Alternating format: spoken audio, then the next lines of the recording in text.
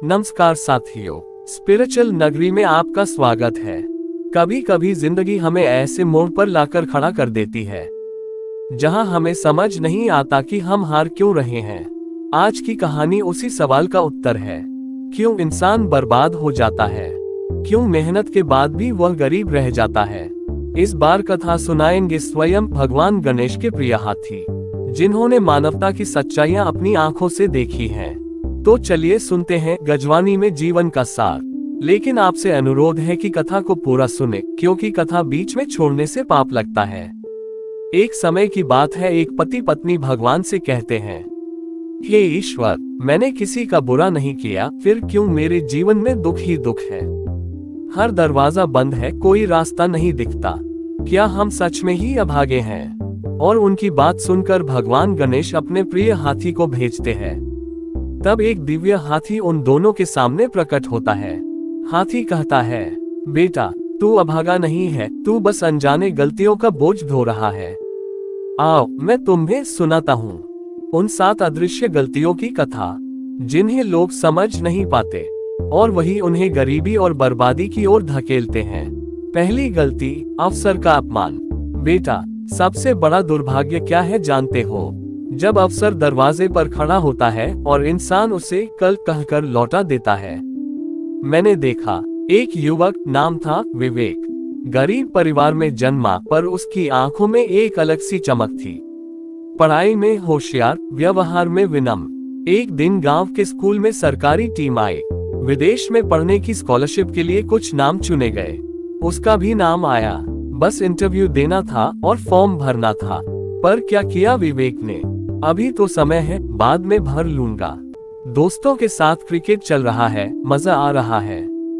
Form भरने की आखिरी तारीख निकल गई। स्कूल के प्रिंसिपल ने कहा, बेटा, एक बार ये ट्रेन निकल गई तो दोबारा नहीं आएगी। पर विवेक हंसकर बोला, सर, अवसर तो रोज आते हैं ना। अब वही विवेक एक प्राइवेट दफ्तर में क्लर्क है। हर दिन सुबह 8 से शाम 6 बजे तक सिर झुकाकर दूसरे के कहने पर काम करता है। उसे आज भी याद है वो फॉर्म, वो तारीख और वो कल जिसने उसका भविष्य चुरा लिया। एक दिन उसके ही साथ काम करने वाला लड़का बोला, सर, मैं कनाडा से पढ़कर आया हूँ। यहीं की स्कॉलरशिप थी, 10 साल पहले मिली थी। विवेक ने बस आंखें बंद कर ली और मन में बोला, काश मैंने उस दिन उसे टाला न होता। हाथी का ज्ञान है। मनुष्य सोचता है कि अवसर रोज आएंगे, पर अवसर प्यासे की प्यास की तरह होते हैं, एक बार गए तो लौटते नहीं। जो समय और मौके का मान नहीं करता, उसकी किस्मत भी उसे सम्मान नहीं देती। दूसरी गलती, पुण्य को टालना। बेटा, पाप वही नहीं जो किया जाए। कई बार जो पुण्य टाल दिए जाते हैं, वे भी उतने ही घातक होते हैं। आज मैं तुम्हें सुनाता हूँ अनुपमा की कहानी। अनुपमा एक शहर में रहने वाली साधारण महिला थी। पति की अच्छी नौकरी, 2 प्यारे बच्चे, सुंदर घर, सब कुछ था, बस समय की कमी थी। एक दिन उसने टीवी पर एक वृद्धाश्रम का विज्ञापन देखा, जहां कोई अपने माँ बाप को छोड़ गया था। उसका दिल कांप उठा। उसने खुद से वादा किया, रविवार को वहां जाकर कुछ सेवा करूंगी, खाना खिलाऊंगी। लेकिन उसी रविवार मेहमान आ गए। कोई बात नहीं, अगली बार, अनुपमा ने कहा। अगले रविवार शादी थी, फिर बच्चों की परीक्षाएं, फिर बारिश, फिर सर्दी, फिर सालों निकल गए। हर बार दिल ने पुकारा, आज जाओ, कुछ पुण्य कर लो। लेकिन दिमाग ने कहा, अभी नहीं, बाद में। 2 साल बाद एक दिन अनुपमा बीमार पड़ी। कैंसर, अंतिम स्टेज। अब उसे एहसास हुआ कि जो वो बाद में कर लेगी सोचती थी, अब वो बाद शायद कभी आएगा ही नहीं। वो अस्पताल की खिड़की से बाहर झांकती और सोचती, काश किसी एक बूढ़ी माँ को एक बार खाना खिला दिया होता। काश किसी अनाथ को एक खिलौना ही दे दिया होता। काश पुण्य को कल्प नहीं बनाया होता। हाथी का ज्ञान है। बेटा, पुण्य की इच्छा होना भी ईश्वर की कृपा है, पर जो उसे टालता है, वो कृपा को हाथ से बहा देता है। पुण्य करने के लिए अमीर होना जरूरी नहीं, बस जागरूक होना जरूरी है। जो सोचता है समय आने दो तब करेंगे, उसका समय कभी आता ही नहीं। तीसरी गलती, ज्ञान को ठुकराना। बेटा, धन से वंचित होना दुख नहीं, पर जब ज्ञान को ठुकराया जाता है तो इंसान खुद ही अपने पतन का रास्ता चुन लेता है। आज मैं तुम्हें सुनाता हूँ एक ऐसे युवक की कहानी जिसने ज्ञान को पुराना कहकर फेंक दिया और फिर जीवन उसे फेंकने लगा। नाम था आरव, एक तेज होशियार तकनीकी दुनिया से भरा युवा। स्टार्टअप शुरू किया, सोशल मीडिया पर लाखों फॉलोअर्स। जब चलता तो लोग कहते देखो भविष्य चल रहा है। एक दिन उसके पिता बोले, बेटा ज्यादा कर्ज मत लेना, व्यापार में धैर्य रखो। शॉर्टकट में लाभ दिखता है पर नुकसान छिपा होता है। आरव ने हंसते हुए कहा, पापा ये पुराने जमाने की बातें हैं, आजकल स्केलिंग, फंडिंग और ग्रोथ मायने रखती है। फिर एक दिन गांव में एक बूढ़ा साधु मिला, साधारण कपड़े पर आंखों में तेज। उसने आरव से कहा, बेटा जब व्यापार में बहुत तेज दौड़ो तो देख लेना कहीं पांव नीचे दलदल में न पड़ जाए। आरव फिर मुस्कुराया, बाबा आप लोग डरते हो, हम रिस्क लेना जानते हैं। कुछ महीने बाद स्टार्टअप को निवेश मिला। आरव ने ऊंची उड़ान भरी, पर जल्दबाजी में उसने नियमों को नजरअंदाज किया, कर्मचारियों को दबाया, कागजी कामों में घालमेल किया। फिर एक दिन इनकम टैक्स की रेड पड़ी, पार्टनर भाग गया, बैंक अकाउंट सील हो गए। आरव अकेला खड़ा था, बिना ज्ञान, बिना सहारे, बिना दिशा। उसने जो ज्ञान को पुराना सोच कहकर ठुकराया था, उसी ने उसे आज बर्बादी की गोद में डाल दिया। उसके पास पैसा था पर बुद्धि नहीं थी, शक्ति थी पर संयम नहीं था। आरव अब गांव लौट आया, वहीं पेड़ के नीचे बैठा जहां कभी वो साधु मिला था। वो रोते हुए बोला, बाबा अगर मैंने आपकी बात सुन ली होती। कोई उत्तर नहीं आया, बस हवा चली और जैसे किसी ने कान में कहा, ज्ञान जो समय पर न लिया जाए वो मौन होकर जीवन से चला जाता है। हाथी का ज्ञान है, बेटा ज्ञान उम्र नहीं देखता, बस ग्रहण करने की विनम्रता चाहता है। जो ज्ञान को अपने घमंड के नीचे दबा देता है वो एक दिन खुद उसी घमंड में दब जाता है।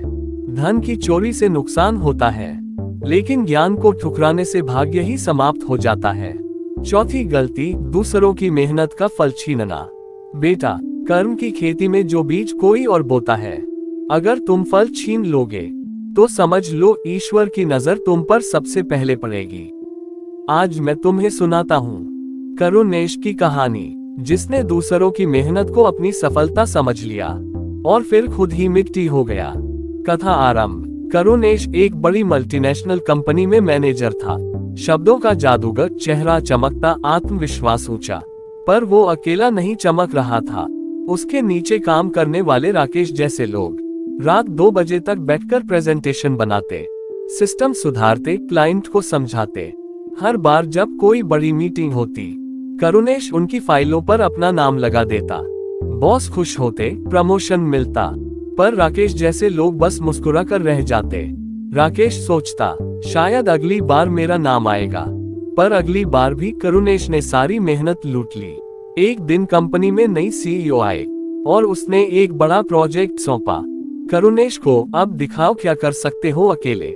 इस बार उसके पास राकेश नहीं था, ना वो टीम जो असल में ज्ञान रखती थी। वो प्रेजेंटेशन बनाए, पर उसमें वो दम नहीं था जो पहले हुआ करता था। मीटिंग में सीईओ ने पूछा, डेटा कहाँ है, एनालिसिस कहाँ है, डेप्थ कहाँ है।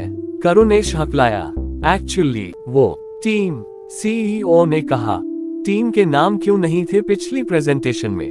तुमने तो सारा श्रेय खुद लिया था ना। उसी दिन उसे टर्मिनेशन लेटर मिल गया। राकेश को प्रमोट किया गया और उसी चेयर पर बैठा जहां कभी करुणेश बैठा करता था। करुणेश बाहर निकलते हुए बोला, काश मैंने दूसरों की मेहनत को सम्मान दिया होता। हाथी का ज्ञान है, बेटा जो दूसरों के पसीने को अपनी सफलता बना लेता है वो असल में ईश्वर की अदालत में चोर बन जाता है। सफलता का असली फल वो खाता है जो बोता है, सींचता है और धैर्य रखता है। पर जो सिर्फ फल चुराता है वो एक दिन खाली थाल लिए जीवन के सामने खड़ा होता है और तब कोई कुछ नहीं देता। 5वीं गलती, आत्मा से जुड़ाव का टूटना। बेटा मनुष्य जब दुनिया से जुड़ने में इतना व्यस्त हो जाए कि खुद से जुड़ना भूल जाए तो उसका अंत बाहर से नहीं भीतर से शुरू होता है। अब सुनो आर्या की कहानी, जिसने खुद को खो दिया और उसे पता भी न चला। कहानी की शुरुआत। आर्या एक युवा, सुंदर, सफल लड़की। सोशल मीडिया पर लाखों फॉलोअर्स, महंगे कपड़े, शानदार गाड़ियां, हर फोटो पर हजारों लाइक्स। पर उसकी मुस्कान सिर्फ स्क्रीन तक सीमित थी। रोज सुबह उठते ही फोन, इंस्टाग्राम, ट्विटर, हर वक्त दूसरों को दिखाने के लिए जी रही थी, पर अंदर खाली थी। एक दिन उसकी पुरानी स्कूल दोस्त प्रिया मिली, सादगी से भरी, चेहरे पर आत्मिक शांति। आर्या ने पूछा, तू दिखती तो कुछ नहीं, फिर भी इतनी खुश क्यों है? प्रिया मुस्कुराए, क्योंकि मैं रोज कुछ वक्त खुद से बातें करती हूँ, खुद को समझती हूँ, तू भी करके देख। आर्या हंसी, ये बातें किताबों में अच्छी लगती हैं, मुझे व्यूज चाहिए, शांति नहीं। एक दिन किसी ने उसका फोन हैक कर लिया, फर्जी वीडियो वायरल हुए, ट्रोलिंग शुरू हुई, ब्रांड्स ने कॉन्ट्रैक्ट तोड़ दिए, दोस्त दूर हो गए। आर्या अकेली हो गई, जिस आत्मा से सालों तक रिश्ता नहीं रखा, वो अब चुपचाप रो रही थी अंदर से। उसे ध्यान आया, मैंने कभी अपने दिल की आवाज सुनी ही नहीं, मैंने खुद से कभी पूछा ही नहीं कि मैं कौन हूँ। वो एक दिन पहाड़ों में चली गई, जहाँ सिर्फ पेड़ थे, हवा थी और वो खुद थी। पहली बार उसने खुद से बात की, पहली बार बिना कैमरा के रोई, और पहली बार अपनी आत्मा को सुना। हाथी का ज्ञान है, बेटा, जो आत्मा से जुड़ा होता है वो दुनिया की नफरत से भी अडिग रहता है, पर जो आत्मा से दूर होता है वो लाइक और फॉलोअर्स की भीड़ में खो जाता है। मनुष्य का सबसे पहला धर्म है खुद से रिश्ता बनाए रखना। जब तुम खुद को भूल जाओगे तो ईश्वर भी तुम्हें नहीं पहचान पाएगा।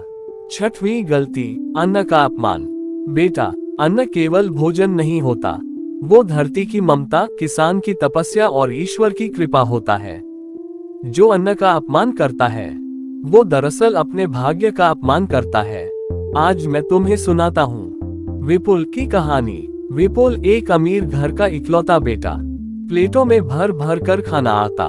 वो एक कौर खाता और कहता, मूड नहीं है यार। पार्टीज में प्लेटें सजा सजा कर छोड़ दी जाती। वो हंसता, भाई खाना तो स्टेटस है, फेंक दो, नया मंगवा लो। उसकी माँ कई बार कहती, बेटा अन्न देवी का स्वरूप है, कभी जरूरतमंद को दे दिया कर।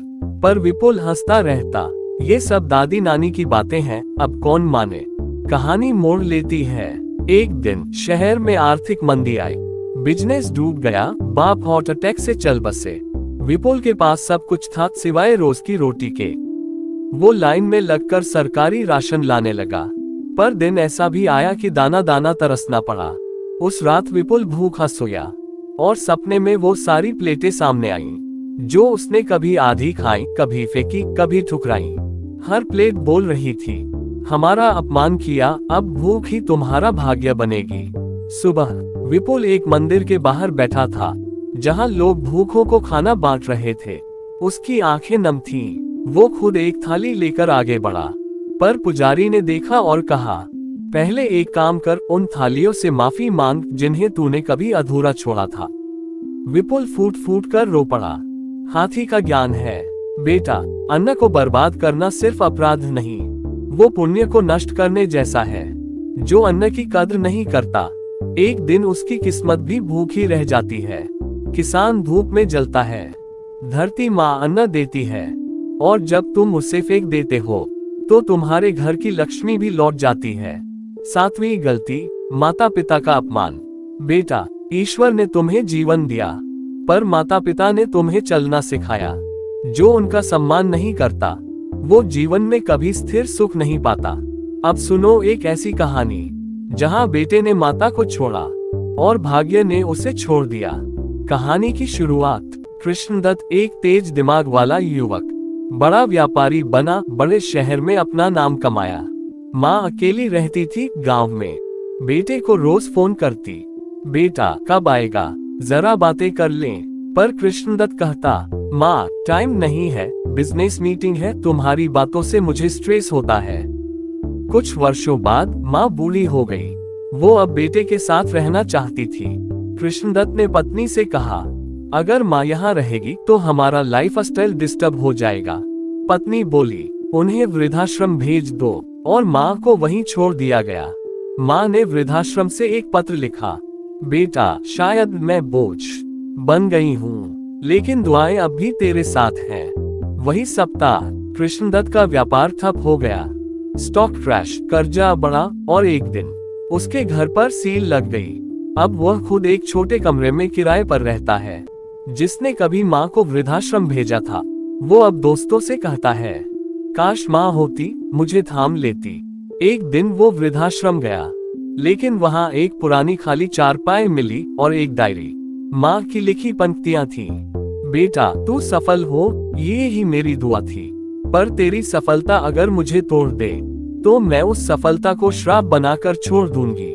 हाथी का ज्ञान है, बेटा जो माता पिता को त्यागता है, उसके जीवन से सुख और शांति दोनों चले जाते हैं। माता की रसोई में जो दुआएं थी, वो ही उसके भाग्य का दीपक थी। जिसने उन दियों को बुझाया, उसका जीवन फिर अंधकार से ही भरा रहा। कहानी सुनकर टूटा हुआ व्यक्ति हाथी के पैरों में गिरता है। हे गजानन के दूत, मैंने अनजाने में ये सब कर डाला, क्या अब भी मेरा जीवन सुधर सकता है? हाथी बोले, हर आत्मा को दूसरा अवसर मिलता है, अगर वह सच में जाग जाए। तू जाग गया है, अब कर्म बदल, जीवन खुद बदल जाएगा। आपने सुना वो वाणी जो भीतर तक उतर जाती है। ये सिर्फ कहानियां नहीं, चेतावनियां हैं। अगर आपने भी इनमें खुद को पाया हो, तो कुछ बदल डालिए, क्योंकि बदलने वाला ही सौभाग्य बनाता है। स्पिरिचुअल नगरी पर हम ऐसी ही आत्मा को छूने वाली कथाएं लाते रहेंगे। धन्यवाद। जय गणेश। हर हर महादेव।